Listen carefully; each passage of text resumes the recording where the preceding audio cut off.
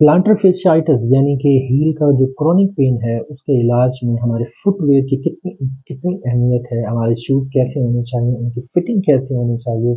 उसमें जो हील की पैडिंग है, कवरिंग है, वो कैसी होनी चाहिए, आर्चेस की मेंटेनेंस कैसी होनी चाहिए, उसकी वेल फिटिंग हील का साइज़ क्या होना चाहिए, ताकि हमारा जब हम वो फुटवेयर या शूज़ पहने तो हमारा जो हील का पेन है वो बेहतर हो जाए और हमारे फुट पर एबनॉर्मल स्ट्रेस एंड स्ट्रेन ना पड़े। ये आज की हमारी वीडियो का टॉपिक है, ताकि जो प्लांटर fasciitis है, जो क्रॉनिक हील का मोस्ट कॉमन कॉज है, वो हम अद्वियात के साथ साथ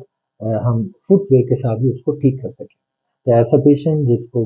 हील में बहुत ज़्यादा पेन होता है, खास तौर पर सुबह सुबह के टाइम दर्द होता है, और जैसे ही बिस्तर पर पहले 8 से 10 कदम हम नीचे रखें और सिवियर पेन होता है, ये प्लांटर fasciitis की अलामत है। तो उसमें हमारी जो शूज़ हैं, उनकी मॉडिफिकेशन कैसे होनी चाहिए, ये हम आज की वीडियो में मुख्तसरन डिस्कस करेंगे। सबसे इम्पोर्टेंट जो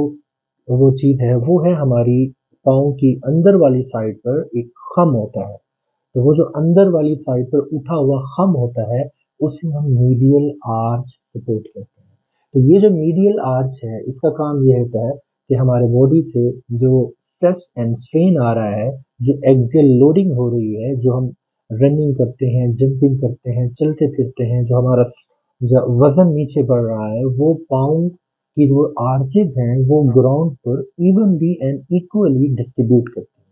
तो ये जो equal distribution of the weight है, ये हमारी मीडियल आर्चेस, हमारे फुट की जो आर्चेस हैं, ये उनका काम है कि वो पाँव को मोच ना आने दें, पाँव को एबनॉर्मली उसको डिस्ट्रीब्यूट ना करें और दर्द ना हो, लिगामेंटस स्ट्रेच ना हो, खुदा ना खास्ता कोई फ्रैक्चर ना हो जाए,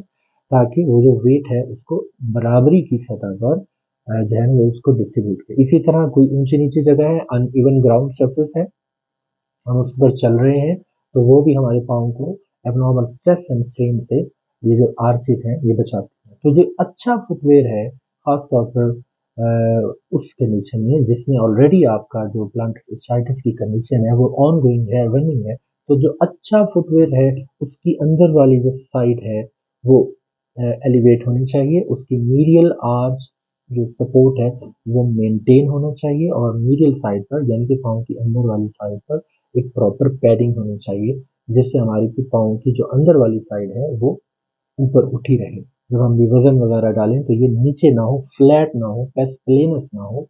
और ताकि हमारा जो वेट है वो इक्वली डिस्ट्रीब्यूट हो और एबनॉर्मल स्ट्रेस ना हो।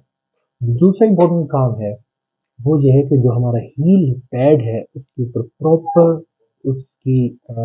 कवरिंग होनी चाहिए, और वो बिल्कुल सॉफ्ट होना चाहिए, ताकि हमारा जो वेट है, जो स्ट्रेस है, जो प्रेशर है, वो डायरेक्टली हमारे हील बोन के ऊपर यानी कि कैल्केनियन बोन के ऊपर ना पड़े, और हमारे जो नर्व्स हैं, नर्व एंडिंग्स हैं, वो डायरेक्टली इरिटेट ना हो और पेन ज़्यादा बढ़ ना जाए। यानी कि जो हमारा जो हील कवरिंग है अगर वो एक्स्ट्रा होगी तो हमारा सॉफ्ट रहेगा,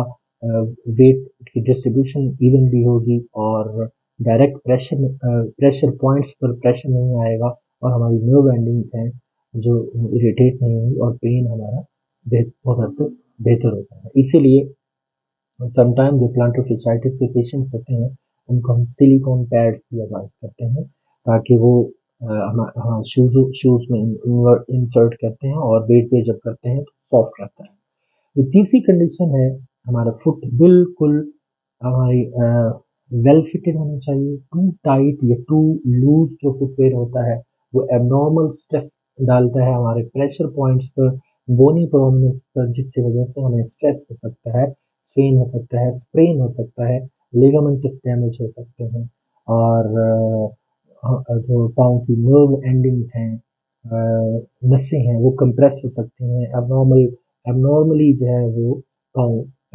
चलते हुए मोच आ सकती है, टेढ़ा हो सकता है, और मसाइल का सामना करना पड़ सकता है। इसलिए जो हमारा फुटवेयर है प्लांटर fasciitis के ट्रीटमेंट में वो बिल्कुल वेल फिटेड होना चाहिए, ना बहुत ज़्यादा लूज हो ना बहुत ज़्यादा टाइट हो। चौथी इम्पोर्टेंट जो खासियत है जो अच्छे फुटवेयर में होनी चाहिए अगर हम हील पेन का शिकार हैं, तो वो ये है कि हमारी जो हील वाली जो साइड है वो थोड़ी सी रेस होनी चाहिए, यानी कि हील जो है वो शूज़ में हील होनी चाहिए, लेकिन बहुत ज़्यादा लंबी हील नहीं होनी चाहिए, जस्ट नॉर्मल, ना बहुत ज़्यादा लंबी हो ना बहुत ज़्यादा छोटी हो, लेकिन प्रॉपर अगर स्मॉल साइज की हील हो हमारी हील वाली साइड पर, तो इसका मतलब ये है कि जब हम चले फिरेंगे, रनिंग करेंगे, जंपिंग, रनिंग, कोई भी फिजिकल एक्टिविटी परफॉर्म करेंगे, ज़्यादा देर तक खड़े रहेंगे, तो ये जो हमारे बॉडी का अगर स्ट्रेस है और जो वेट है वो हमारा 4 फुट यानी कि पाँव के अगले हिस्से पर ट्रांसफर हो जाएगा और हील फ्री रहेगी relatively as compare to the 4 foot. तो 4 फुट की कंपैरिजन में जब हील फ्री रहेगी तो इसके ऊपर स्ट्रेस कम पड़ेगा, प्रेशर कम आएगा, पेन कम होगा, बोन्स पर इरिटेट नहीं होंगे, नर्व एंडिंग इरिटेट नहीं होंगी और हमारा जो वेट है वो आगे ट्रांसफर हो जाएगा और ये जो हील है वो पेन फ्री रहेगी। तो ये जो 4 कंडीशन हैं ये एक अच्छे फुटवेयर में होनी चाहिए अगर हम हील पेन का शिकार हैं और उसका ट्रीटमेंट कर रहे हैं। इसी तरह समटाइम ऐसा होता है कि हम हील पेन के ट्रीटमेंट में हम कस्टमाइज्ड मॉडिफिकेशन भी फुट में कर सकते हैं। व्हील समटाइम फुट एबनॉर्मल तौर पर डी शेप हो सकता है, स्मॉल साइज हो सकता है, लार्ज साइज हो सकता है, तो हम कस्टम मेड शूज़ भी बना सकते हैं और इसके स्पेशली ऑर्थोपेडिक वर्कशॉप्स होती हैं जो कि इसको स्पेशली सिंथेसाइज करते हैं डिफरेंट मटेरियल के साथ ताकि वो जो फुटवेयर है उसके बिल्कुल अकॉर्डिंगली एंड शेप के साथ जो है ना ये शूज़ बनाए जाएं और पेशेंट को चलते हुए पेन फ्री। उम्मीद है आज की वीडियो आपको पसंद आई होगी। अगर आप इस चैनल पर न्यू हैं तो इसको सब्सक्राइब करें और वीडियो को ज़्यादा से ज़्यादा शेयर करें। अल्लाह हाफ़िज़।